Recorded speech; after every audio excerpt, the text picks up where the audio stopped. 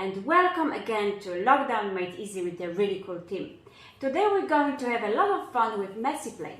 I'm going to show you how to make a few different messy activities, different doughs and slimes that will provide hours of fun and learning at home. Okay, messy play can be very messy sometimes, so try to arrange it in a way that it's easy to clean for you and you're not too stressed about the activities. You might need a big tray or maybe some plastic boxes. I have a box like this here. And maybe a plastic tablecloth. You can arrange some space on the floor or on the table, or maybe even if the weather is nice, bring it all outside. So firstly, I'm going to make some Play-Doh with you. To make this, you need some plain flour. I have some flour here. You need some salt. You need some oil. Warm water, quite warm actually, quite warm. And if you want to make colorful Play-Doh, you can add some food colorants as well. We're going to mix it all together and I'm going to show you how to do it. Okay, so to make Play-Doh, you need half kilogram of flour. You need 1/4 glass of salt.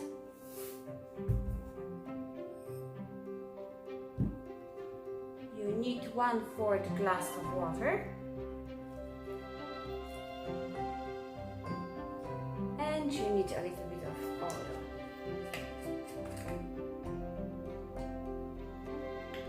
And you can add some colorants to it as well. Making Play-Doh and playing with Play-Doh is very calming for children. It's much like squishing a stress ball. So Play-Doh is great help to calm down your children. It can help to reduce the tension, release excessive energy, improve the focus as well. So if your child is stressed, you can sit them down with a box of Play-Doh and watch their worries and stress fade away. I actually think I need a bit more water. I think I added a little bit too much flour. Okay, now I need a few more minutes to work out my Play-Doh and I'll be back in a minute. So my Play-Doh is ready. Out of 1 kilogram of flour, I've got a bit of Play-Doh. It's a good amount for some Play-Doh activities, so I'm happy with it. While children are making different shapes out of Play-Doh, they actually build up strength in their tiny hands. So all the squeezing and rolling and flattening help your children develop their hands muscles. It's a very useful activity for helping with holding a pencil or using a scissors in the future. Along with Play-Doh, you can pick some rolling pins. I have a few here. I have even this fancy one, which this one gives us some patterns on our Play-Doh. Some cookie cutters. Using this will help to improve kids' hand and eye coordination and encourage their creativity as well. At the same time, you can use Play-Doh as an awesome tool to do some learning with your child, and that's what we're going to do now. You can use Play-Doh as an awesome tool for teaching about shapes, numbers and more. And here is an example showing you how it can be done. So I have a few designs drawn out here. I have a triangle, I have number 3 and I have a flower. And what I'm going to do, I'm going to give one of those pictures to my child and I'm going to ask them to use Play-Doh to trace along the lines to create the shape. So let's roll our Play-Doh into a snake. Okay. I think I should have a bigger tray for that activity. And they can stick the Play-Doh along the lines, just like this.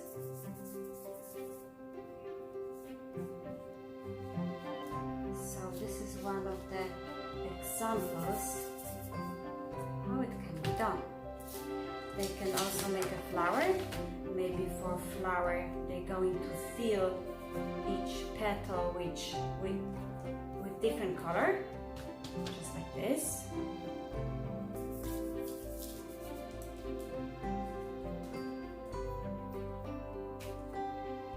There we go.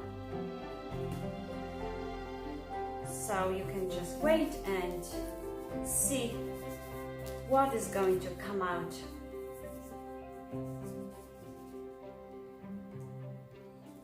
When your child uses their creativity.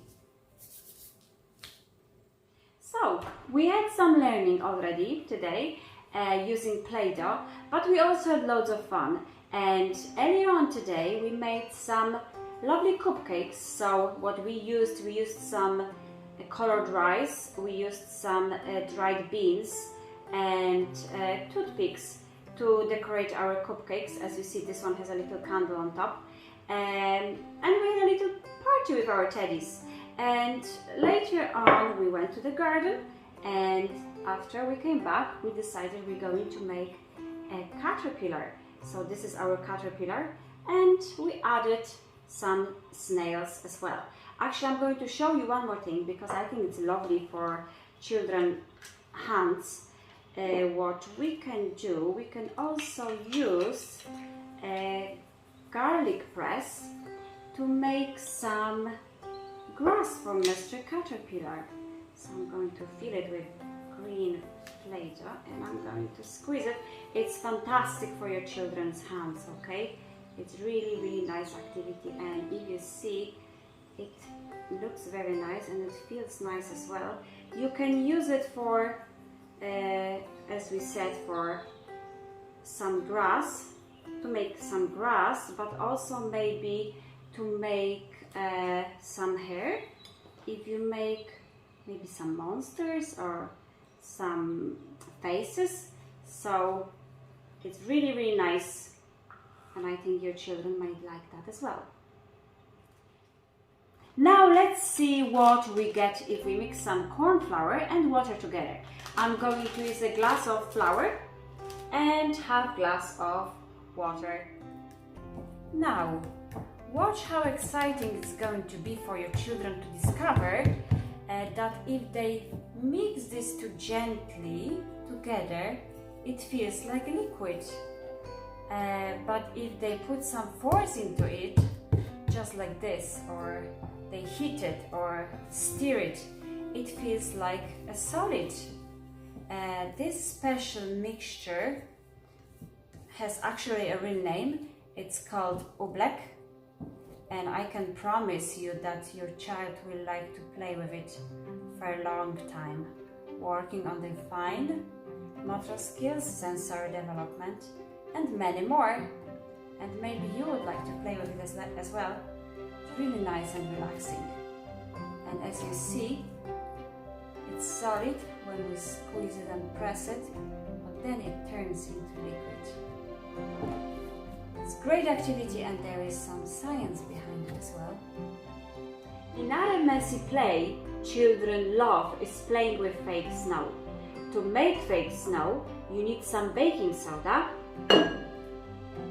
and some gentle hair conditioner. We're going to mix them together and see what we can make out of it. To make fake snow, you need 3 cups of baking soda,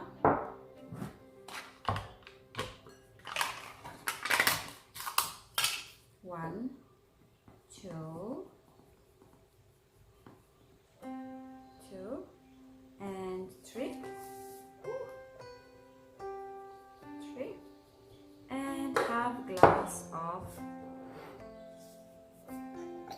hair conditioner.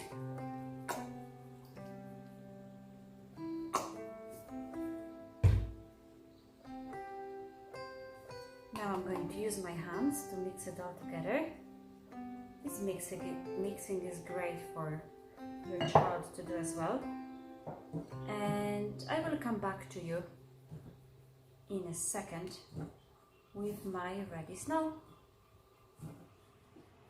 Okay, so my snow is ready. As you see, it's brilliant actually. It's nice and soft, and it really feels like snow. It's nice and cold, so your kids will love it.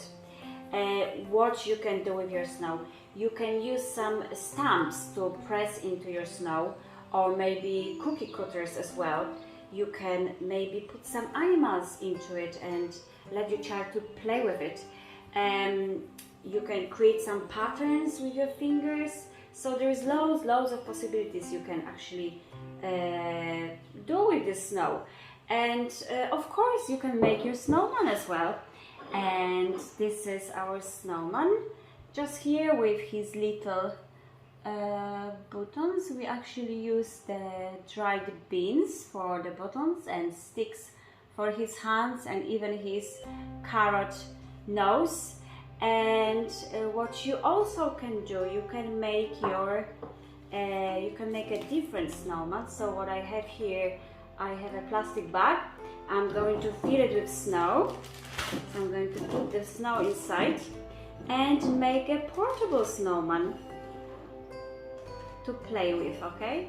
All these activities are brilliant for motor skills and sensory development, high hand and eye coordination as well, creativity, language and communication skills. Okay, so look at my snowman. Maybe it doesn't look very nice from this perspective, okay, but it can be fun to do with your children as well. Now we're going to make some slime. Children love slime. Slime is science as well, and it introduces us to some scientific concepts of different fluids, ratios and so on. There are many ways of making slime. I'm going to present you with the one I always use, and it always works for me. So I usually use shampoo, and I use cornstarch as well. So we're going to do it now. Okay, so to make my slime, I'm going to use 1 cup of corn flour,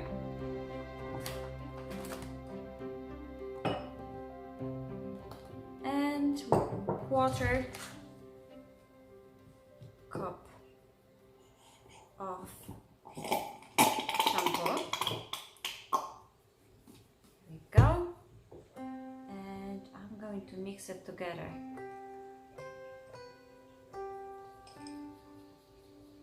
Then I'm going to add some water and see how it looks like.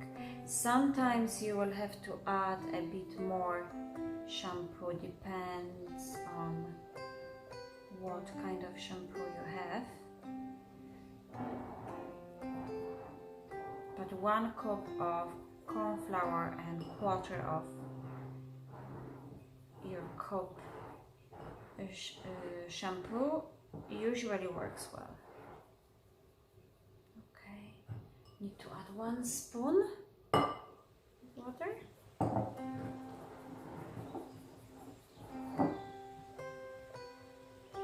Yeah, it feels good. I think it's going to be nice slime. Just I need to add a little bit more water and mix it well for a minute or 2, maybe even, just to make it nice and smooth. Okay, so I'll show you how it's going to look like. Okay, so my slime is ready. I used some corn flour and shampoo to make my slime, but you can use you can make some slime using liquid clear glue and shaving gel, or dish soap, toothpaste, depending on what you have at home. You can always experiment with your child as well, trying to create some new mixtures, learning science at the same time, and developing their curiosity, decision-making skills, and having loads of fun. I'm quite happy with the way my slime turned out, so I'm going to play with it for a while. It's nice and stretchy, so hope it will last for a while. And it's great science as well. But talking about science, have you ever tried to make a volcano with your child? If you haven't, maybe it's time to do it now. You will need some baking soda and you will need some vinegar as well. So get ready, because we're going to do some explosions in a minute. Okay, so before we start, if you could just check if you have everything. We have a bottle for our volcano, we have scissors, sellotape, water, baking soda, vinegar, dish soap, dish for our mixture, and a funnel for our explosion. So I'm going to start from making our volcano shape. I'm going to put in the middle of the page and cut out a circle. This is going to go over my bottle, and this is going to represent the shape of volcano. If you want, you can ask your child to paint it first. You can use green and brown, maybe a bit of red or yellow to make your volcano look like a real volcano. Mine is going to stay white. And now I'm going to make my mixture. So I need 1 spoon of dish soap. Here we go. 2 spoons of baking soda. Here we go. And 2 spoons of water. And I'm going to mix it all together. And I'm going to pour it inside my volcano, just like this. So I'll go inside.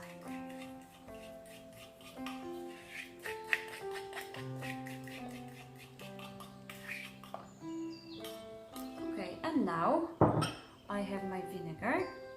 If you want, you can put some colorant inside your vinegar. But I'm going just to pour it like this. And now we're going to watch what's going to happen. Don't forget to place your volcano on a big tray, because it might be a little bit messy.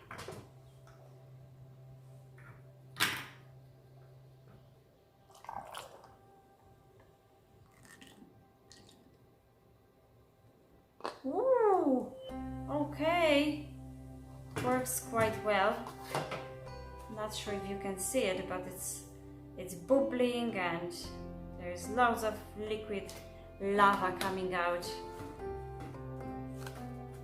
Okay, here we go. And it keeps going actually. So you can watch it happening, but then you can make it again. So when it stops, you can just make the mixture again and pour some vinegar into it and watch your lava to erupt again. That's it for today. I hope you picked some ideas of messy activities you can try with your children at home. Have loads of fun and see you again. Bye!